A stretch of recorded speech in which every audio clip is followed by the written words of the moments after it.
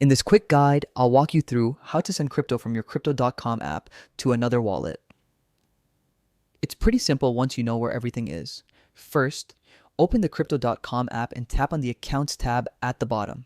Then, tap on Crypto Wallet and pick the coin you want to send. Now, tap Transfer, then choose Withdraw.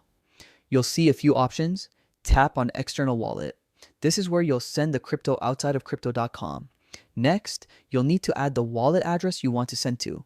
Tap Add Wallet Address, then make sure you select the correct network like ERC20 or TRC20. Paste the wallet address carefully.